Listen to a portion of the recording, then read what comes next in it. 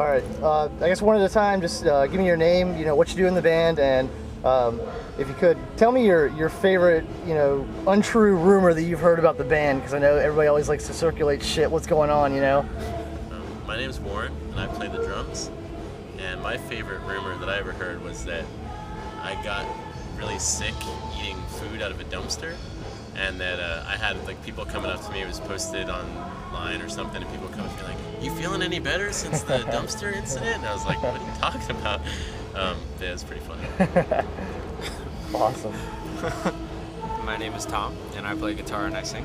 My favorite rumor is that we signed to Fat Records, because we would never work with such a sellout fucking label like that, man. Dude, heard that. Yeah. What about the rumor that you guys were gonna sign to Universal? We were. We had the option. Oh shit! Now the light's gone. We can turn that on. Cool. Yep. There we go. I mean, we had the option. We considered it. Cool. Yeah. And this is funny because I had a conversation with Vanessa, and she told me I'd never get this out of you, but I'll ask regardless. You guys have a title for the new album? We do, or I do. You're not gonna release it, are you? I'm not gonna tell you. No. A release date, tentative one? September 6th. September 6th. Awesome. Tentatively. Awesome. Well, hopefully, if everything goes as planned, we start recording in 6 days or so. Cool. So, what do you think the differences are from this one versus Eternal Cowboy? Because I think with Axl Rose to Eternal Cowboy, there's kind of a jump. A lot of people saw a lot of differences in that. So what do you see the difference between this and that going forward?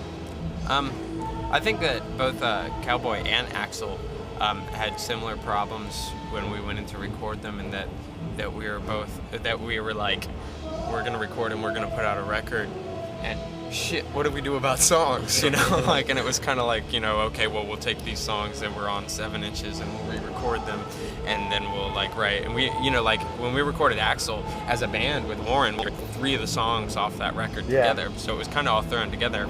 And when we recorded Cowboy, it was just the skin of our teeth, fuck, come up with some songs, and here we go. But I think for this, we're going in, we have 14, 15 songs to record, wow.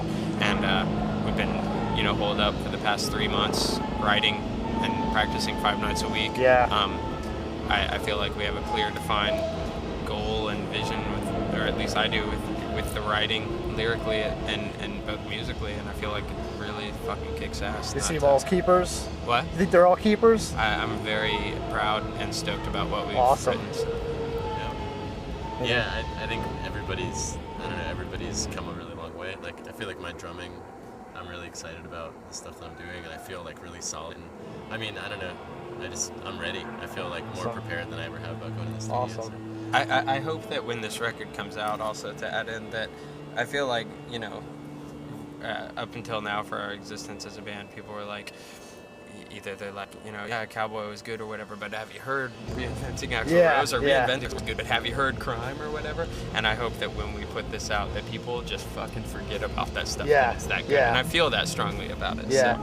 And that that kind of leads me into asking, it seems after Axl, when you guys went into Cowboy, people Cowboy had an amazing response. Everybody was like, holy shit, I've heard a lot of places saying this is the punk album I've heard in 20 years. Mm-hmm. But there were some also who said, well, it's taken away from what Axl was. It's not the same band. I mean, how do you guys feel as far as going from Cowboy to new where that's going? I feel, again, leaps and bounds better, in what I said about feeling more prepared, and that this is generally more thought out. I mean, it's also, you have to look at, those were different bands that recorded that record, people that made Axl Rose, Andrew didn't play on it. So technically, as a band with Andrew, the Cowboy was our first record, you know? Disco was our first, as a band together, played upwards 3 years a year since then, and I feel like that we really can't rival that with being as tight, So. Definitely. Does it frustrate you? You hear it seems like that people always expect you to keep the same sound. They want the same record over and over and over again. Is that frustrating you when you talk to people this isn't what the album before it was? Mm-hmm. Not really for me. Turn things away from it. And I feel like at this point, these songs are all still our songs, and it's still it's our project. And once we're done recording and all our work's here and it's all done, then it'll come out to the public domain, and people can love it or hate it, or can be nostalgic for their own stuff because of it or whatever. They can do whatever they want. Use it as a coaster if they want to. I feel like now this is our baby, and it's very exciting project. And once it's recorded and done, and it goes off in the world, and you can only hope hope for the best, but Yeah. people will do what they want with it. Yeah. How do you guys feel about like having Jay Robbins on board? I mean, it seems to me personally, I like his style because he takes it like kind of like a gritty approach. For example, a lot of people I heard said that it was more. Personally, I thought it was more gritty and added a little more natural effect to it. And what prompted you guys to go with Jay? We looked at options before we actually started what we were doing, and it was sort of kind of arduous process, like figuring out exactly what we were going to record and everything. And it was born. It's kind of like brainchild. That's a huge job I spent recording my Dan, and I know I really like a lot of things. That's the record sound very like he's worked on, and I actually haven't heard that name but I mean, just he's somebody that I really respect as a musician and a producer, whatever. So I mean, it's kind of like would be cool if I had a really conversation and seemed to be on the same page, and then just like our schedules were compatible and all things started falling into place and all signs pointed in that direction. So yeah, I mean, I think it's worked out best. Yeah, definitely. Are you guys playing a lot of the new songs on this tour? Or? It's kind of frustrating because it's nice. People want to hear old songs, yeah, but you can't just get up and play all new songs right. each night, But if we had it our way, I think we would get up and play only new songs. Yeah. So we're playing like 4 or 5 each night. Yeah. Any titles you want to throw out that people to watch for that you guys feel like really good about, or? I felt about it. Yeah. That's awesome. I guess switch it up each night. Got a few that you're gonna play every night. There's some that we found that we played pretty much every night, that are the easiest to try and go with. Some of them are, I guess, we'd even technically more pull off, but. I feel like once it's out, it's just a weird thing because, like we're a band, we go on tour, we're used to singing along. We're spoiled in that sense almost at this point. And so when you go and you play a song and people aren't singing along, you're like, are we doing something wrong? Don't you like this? Yeah. So. Well, tell me about obviously Cowboy had huge success. It prompted Universal to come, pretty much come out your door. Does that have any impact, that success? Your writing process and songwriting process and the collaboration, everything for the new album. Does that have any any influence on that, or do you guys still consider yourself the same guys writing the same music, and the new factors in there don't really have that much of a play? I mean, I feel like we're not necessarily the same people in certain ways, but it doesn't really have anything to do with the major labels or anything like that. I mean, I feel like we're getting along better now than we ever have. And, we have shared a lot of experiences. We have a lot of I don't know. I think that doesn't really when we're in the basement at Tom's house and we're working on songs, we're not really thinking about what anybody else is going to think about it. Just if we're happy with it and if we're satisfied how it sounds. And that's the only test that has to pass for me, which has always been the test. So absolutely. Yeah, I don't know necessarily what prompted it, but I definitely feel like that. Maybe it is feeling like a greater amount of pressure that has challenged us to where it's I haven't drank in 4 months now. Oh wow. I haven't smoked pot in 3 months.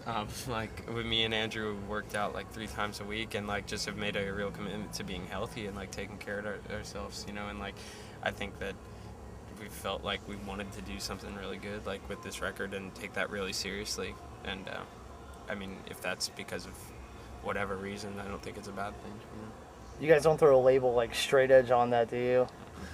How do you guys feel about that? Well, me and Warren are technically by default straight edge right now. I mean, how do you guys feel about that label? I mean, a lot of people see it as, why do you need to label something like that? Why can't there just be, everybody that shows? Some people drink, some don't, but some kids have to take it to the extreme of saying, hey, we're straight edge, we're different from you. I mean, do you guys see anything with that, or you just kind of just brush it off and say, well, it's just a bunch of kids at a show and that's that?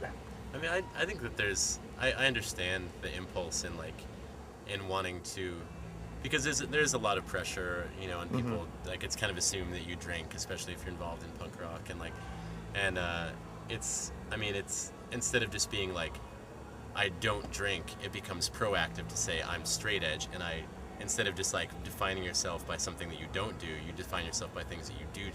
You maintain the edge or whatever, whatever it might absolutely. be. So I can understand why the impulse is there for people and why they want to claim it as a sort of identity, and it makes it easier to go out to bars every night where you have to go to see bands play, to have some sort of banner that you can fly. But as for me, it doesn't do anything for me personally. It's not. Just makes you feel better, You haven't drank, haven't smoked. Just makes you feel better, a little healthier. Or... Oh yeah, I feel great. But I don't have any. I don't really need to label it or anything like that. And you don't see a difference between people who drink or people who don't drink. You just, I choose not to drink, I choose to drink, and that's that. We can still sit down and have dinner or whatever, We have quite a variety pack in the van, so it's. I'm very into the idea of, as we've discussed, of getting some straight edge tattoos, though. So when we fall from the X, it will be that much more gratifying. That's always a sure sign, though, that you're about to. Yeah. You're about to We're break gonna the drink edges. again. Let's get a straight edge tattoo. As soon as you get the tattoo, you're on your way out. So. Yeah. Well, I think that's pretty much all I had. Do you guys have any final thoughts? Anything you want to say, or Oh, thanks for the interview. Appreciate it. Cool. Thank you. All right. Well, I appreciate it, guys. Definitely. Yeah. I'm gonna go ahead and